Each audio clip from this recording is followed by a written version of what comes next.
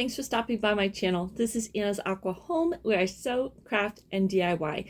Today it's just a quick video. I'm going to show you what I did to use up some scraps from a previous project.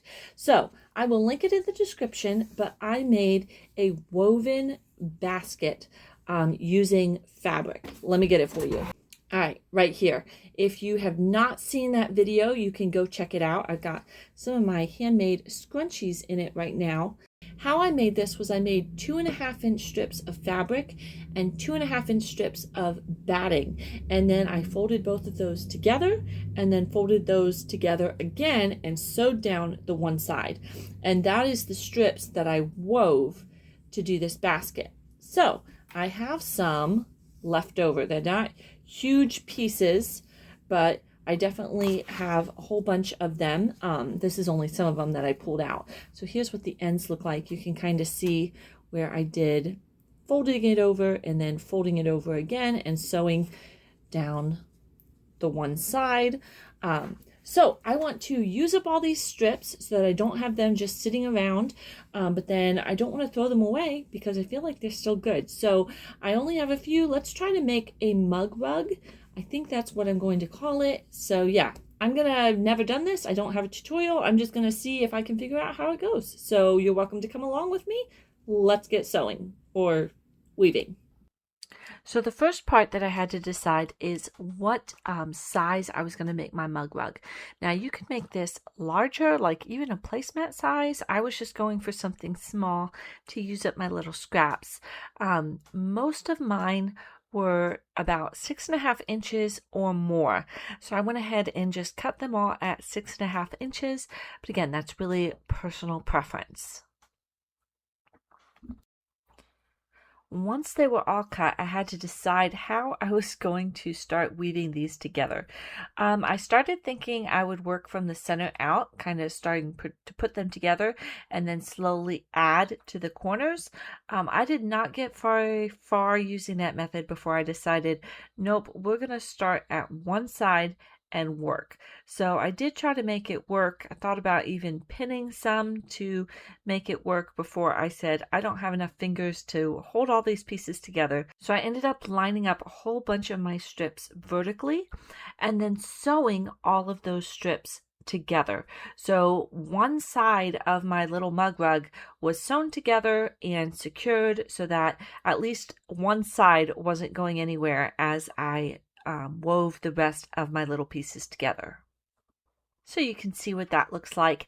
And now it was just a matter of starting to weave. This was a super fun kind of mindless project. It wasn't that hard.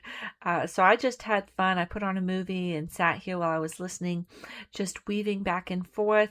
I really wanted to make sure that the colors were balanced. So I feel like that spent most of my time just making sure I didn't put two really next to each other. And then it's just a matter of wiggling everything around until it looks good and it's nice and flat and you're happy with it.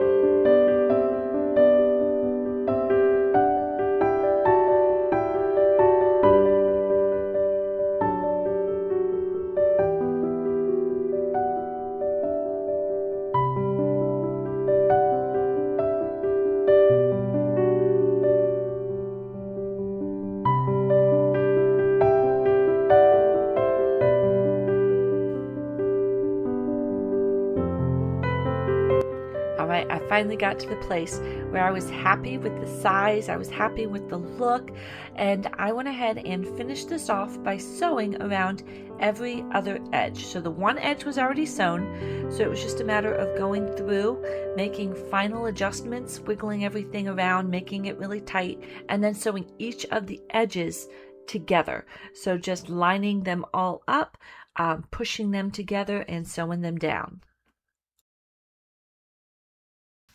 All right, here's how it is looking. I absolutely love the way this looks. Oh, is so nice. The colors are very, very pretty.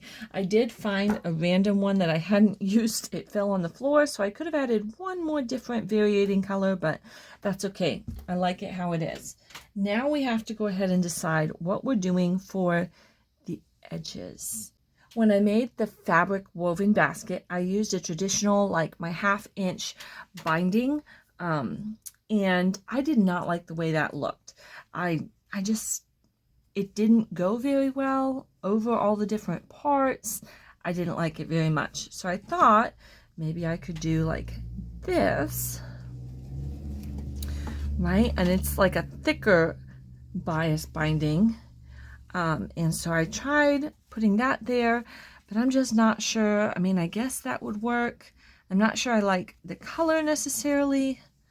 And I feel like it would be hard to get the top and the bottom in the same one, and this would be a lot to go through. I mean, this layer right here is like 4 layers of this fabric and 4 layers of that fabric and 4 layers of this, so like sewing this would be 12 layers of fabric. So I'm not really sold on the thicker bias binding either. So what I'm going to consider doing is I have my pinking shears.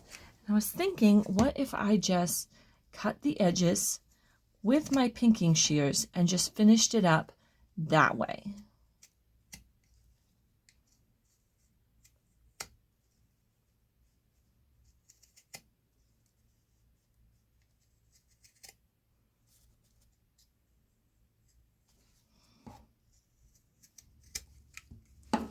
How does that look? I think I'm almost going to do that.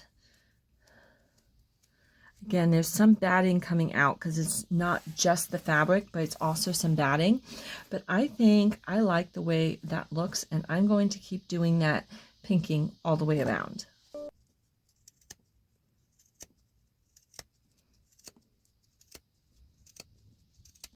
All right, so I did the pinking on all the different sides, and I think I'm going to leave it just like that. A cute little mug rug. I'm gonna have to take some pictures with a cute little mug on there sitting on my side table, but this is reversible the way it is, and I love it. I think it's awesome. The pinking was not the easiest because, again, it is a whole bunch of layers. I mean, it did have the batting, so there may be little fuzzies that come off, but that is okay. You know, pinking, I got the scissors, and it's one of those things that I love seeing on other projects. I'm like, on Pinterest, I'm really drawn to the pinking, but then when I do it, I always think, oh, that looks unfinished, but that's okay. I'm going to leave it like this. I'm going to trust my gut and leave it so I don't ruin it by trying to add other kind of binding and then not liking the way that looks.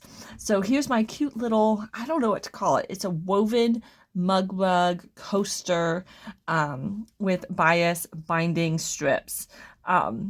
Yeah. If you have a better name for it, definitely let me know in the comments. I will have come up with something for this video so that I can post it. But yeah, I absolutely love this. I'm excited to go take pictures. Thanks for stopping along. And if you want to go make your own, have a lot of fun. Until next time, this is Anna's Aqua Home. Thanks for stopping by.